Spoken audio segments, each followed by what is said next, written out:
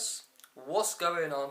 And welcome to your Smackdown review starring me, as Geek. And before I start this video, I've got a few things to say first, but first, please subscribe, like the video, and also share your thoughts on this week's Smackdown. Be very interested on your thoughts and your comments.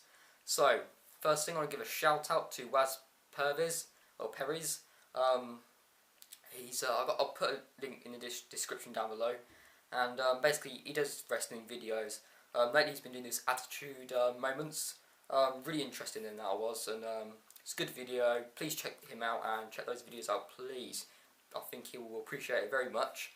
Another thing, I'm going away this weekend, so if you comment, I might not be able to contact straight away, but I'll do it ASAP. I really will. Also, I got my results back for GCSE, and it's official. I'm going to sixth form, so I got the grades I needed to go into sixth form. So just letting you guys know that. So let's start off with this week's Smackdown. So first of all, we have Randy Orton opening up the show, sorry, and basically he's just saying he wants another title match. He wants to, be in the World Heavyweight Championship picture. I don't blame him because he's booked as a monster hit face. Anyway, you got Sheamus comes out, tells Randy Orton that I want to face you, and I'm thinking the same. I do want to see these two guys together. Battling out, be refreshing, be something new, should we say? Because now Sheamus is face. So yeah, hopefully that will happen in the future. Then you have Booker T comes down, and then you have Alberto Del Rio. He interrupts, and basically he says he's just frustrated with Sheamus really by stealing his cars and cheating at SummerSlam. Acting as a heel, which obviously I didn't like. But then we get announced by Booker T that tonight on the main event it will be Alberto Del Rio versus Randy Orton to determine who the next number one contender is for the World Heavyweight Championship at Night of Champions. So after that we have a one-on-one. We have Ryback versus Jinder Mahal. Now I'm just wondering, why wasn't this shown at SummerSlam? We had a lot of filler at SummerSlam. This match should have been on that card, but unfortunately it was on SmackDown.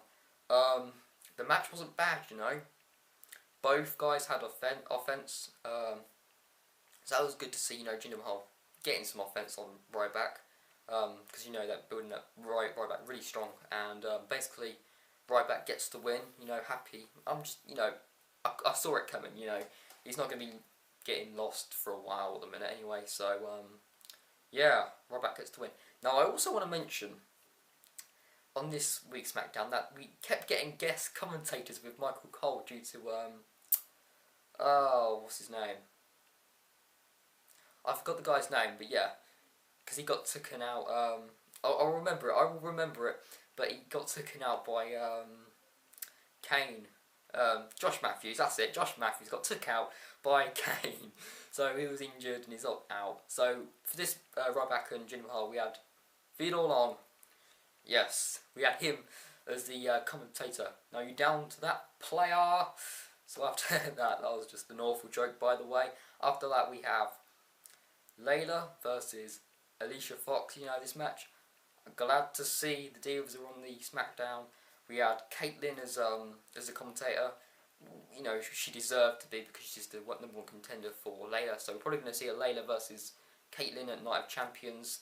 I like this. It's type of tag team division. Also hyping up the Divas Championship because Caitlyn and Layla was in the equation as well. Layla gets a quick win, and then after we have Caitlyn come into the ring, shakes hands with Layla, and then we have Eve coming out. I thought she was going to make some announcement, but she basically congratulates both, and that ends the match. It's nice to see the Divas in action, so yeah. After that we have a backstage segment with Dolph Ziggler, and then we have Sheamus who pretty much interrupts and basically tells Ziggler, why don't you pull on your, that's an American accent I believe, but I'm trying to do an Irish and I can't do it. So we have Sheamus basically says to Dolph Ziggler that he should put his contract on the line, well not on the line, cash in his contract, sorry. Cash in his contract for Sheamus tonight, and then you get, who was it? it was fed Teddy Long in the interest. Now just thinking, why is Teddy Long, informing? It should be Booker T. But anyway, he informs that that there will be a one-on-one between you guys. Oh, I'm thinking, oh, another match again. I've seen this plenty of times. Anyway, after that we have Sin Cara versus Heath Slater, and the guest commentator was Cody Rhodes. But he's also exaggerating about Sin Cara or how he looks. This match was surprising who won. Heath Slater got the win. Yeah, I'll tell you why he got the win. We have Sin Cara who's a little bit out, and then you have Cody Rhodes. He pretty much gets the mask of Sin Cara and twists it around so you can't see. And you have Heath Slater doing some inverted DDT, I believe it was, and then picks up the win. So it was nice to see Heath Slater getting the win. And it's also nice seeing that they're hyping up Sin Cara versus Cody Rhodes, their feud, so it was nice to see that. Also after the match we have Cody Rhodes attacking Sin Cara and tries to take the mask off. It's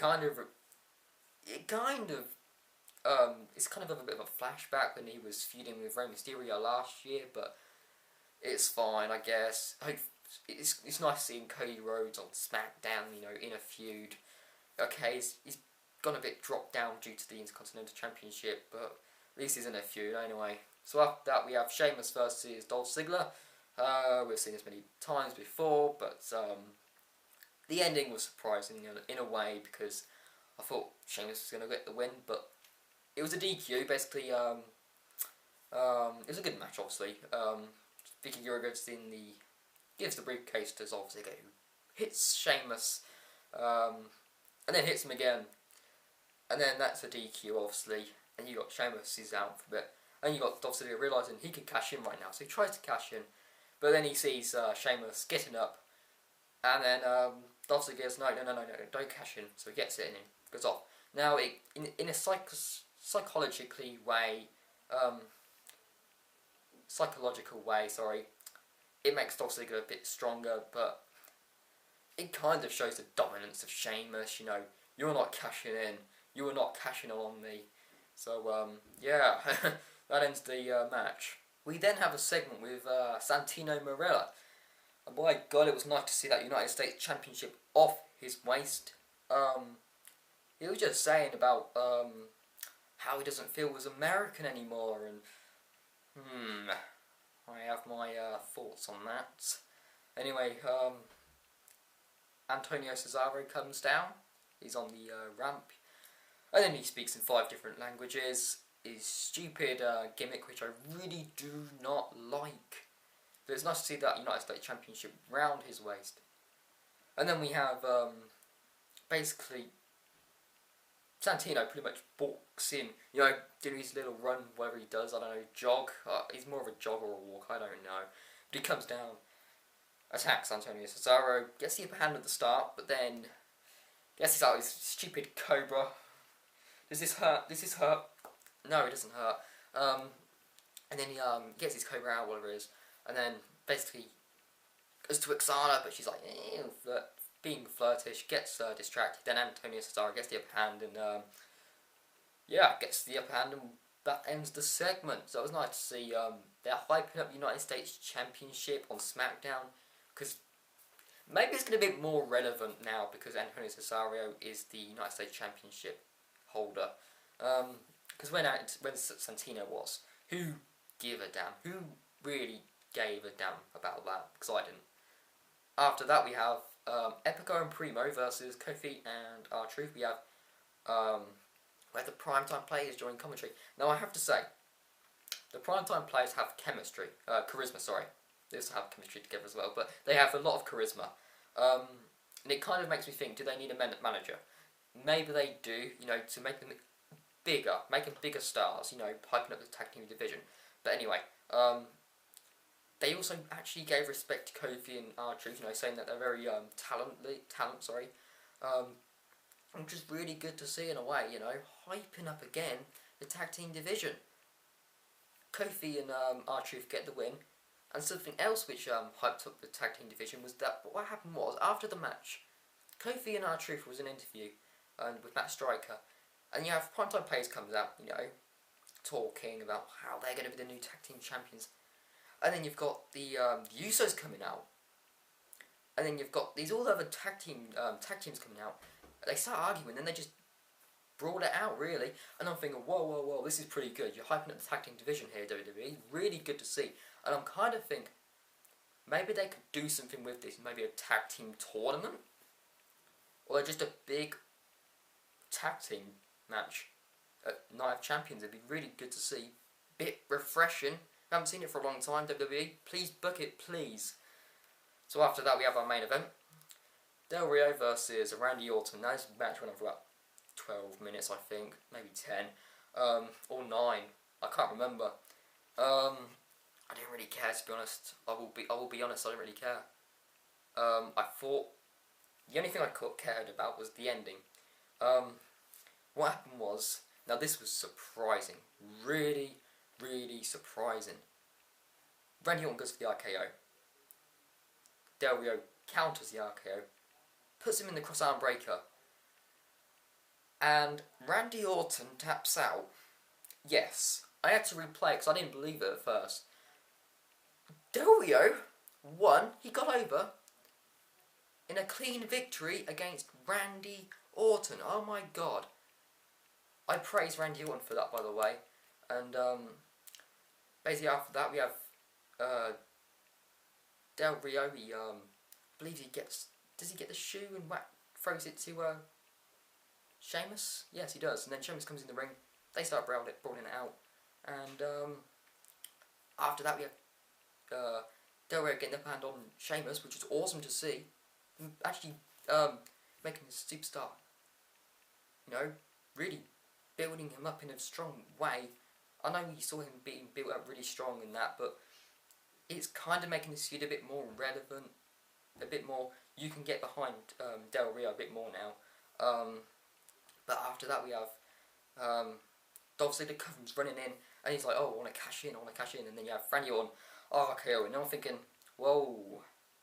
Does this mean that they're going Randy Orton and Dolph Ziggler will be having a feud? Because I know a few months back we saw a segment with Dolph Ziggler saying with Vicky on the TV. He was watching TV and it was Randy Orton. And he goes, "I want to be that guy. I want to be like him." So maybe they could go back to that and have a feud, build Ziggler up more strong. You know, get him over. Randy Orton, build him up really strong. You know, after him getting the victory on Chris Jericho. But my overall thoughts on this SmackDown is really good, in my opinion. Really was. Oh yeah, by the way, Sheamus was the guest commentator on that match. But this SmackDown kind of, I was excited for it throughout the show with all these guest commentators. It really made me, it's refreshing. And the ending of the SmackDown was really good, you know, hyping up the tag team division. We had Divas in the matter of two. Sad to see that there wasn't no Damien Sandow, but we can live with that, I guess. Your Highness. Oh god, I'm with all these jokes in it. But anyway, my rating for this SmackDown. I'd give it an 8. Yeah, I'd give it an 8. Also, we're gonna have Sheamus and Del Rio at Night of Champions again, but oh well. But yeah, that has been your SmackDown review. So I hope you guys enjoyed.